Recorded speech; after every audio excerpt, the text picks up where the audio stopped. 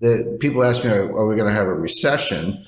And my answer is we might be in a recession right now and not even know it. We could be facing a global recession, including China, but just focusing on the U.S. Because that's the Fed's sort of territory. So Powell saying, the economy is great is nonsense.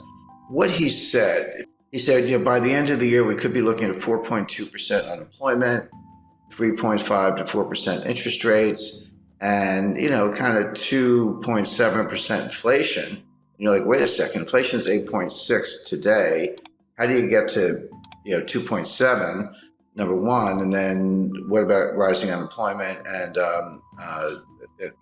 higher interest rates? How do you reconcile those things? He said all three of those things. But what state of the world could make those things come true? There's only one, which is a recession.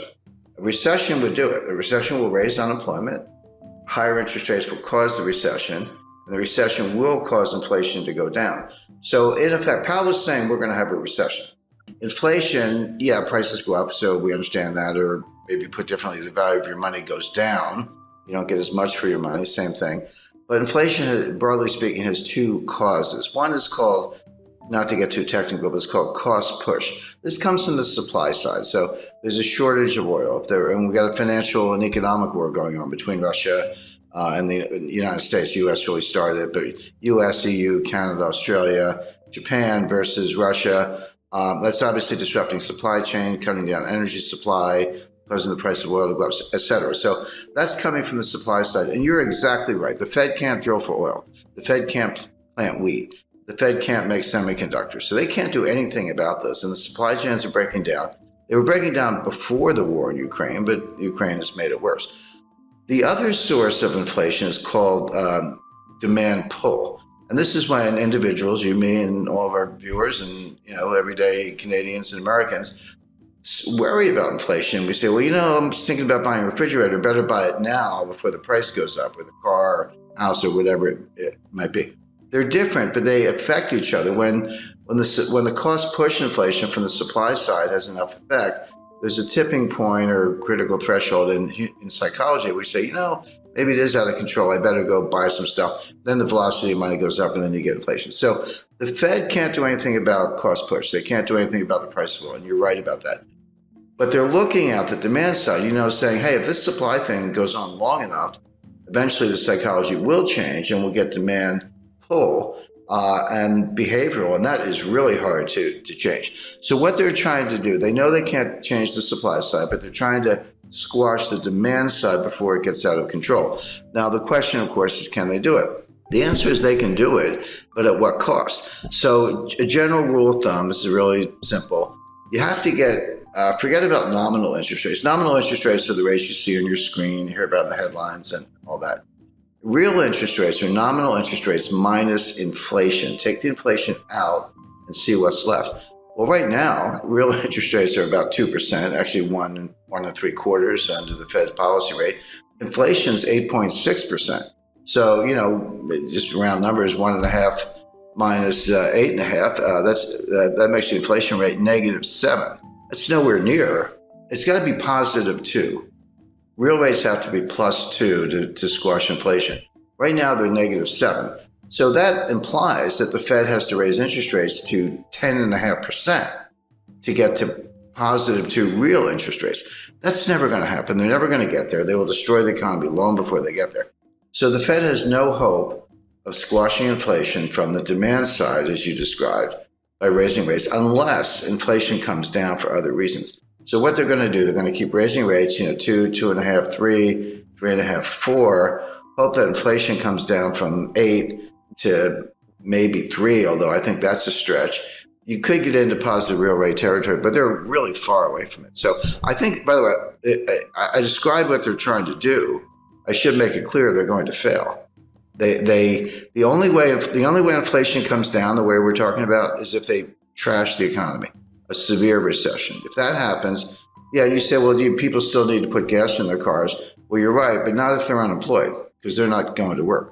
There's a lot here that's just for show. It sounds good on TV, but there's a lot less here than meets the eye. But the point is, this is not over anytime soon. And even if it were, when you break supply chains, you can't just put them back together. It's like breaking a vase.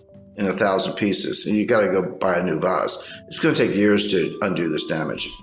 So I spoke to the individual who was probably the single individual most responsible for building the modern supply chain. It was 30 years from 1989 to 2019. It was head of one of the largest companies in the world, and this is what they did, among other things. And he said, Jim, you have to understand, it took us 30 years to build it.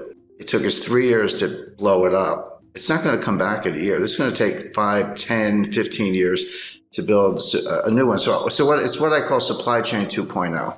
Well, buying a refrigerator is a good idea. Buying a freezer might be a better idea. We're looking for food shortages by the fall. Now, when I say food shortages, in Africa and Middle East, this will mean mass starvation. You may see the greatest humanitarian crisis in history because they literally can't get the food. Everyone's like, well, gee, you can't get Ukrainian wheat. What's the big deal? Buy it from somewhere else. There is nowhere else. Canada and the United States grow an enormous amount of wheat, but we use most of it internally, and we feed, because it's not for humans, by the way, we feed our animals. This is how you feed cows, pigs. This is how you get beef and pork. This is an example of the supply chain, how it filters all the way through. So you would expect higher prices to persist. You would expect food shortages. Buying a freezer is not a bad idea. The future supply chain is going to be, it goes by different names. Janet Yellen calls it friendshoring. Macron calls it constellation.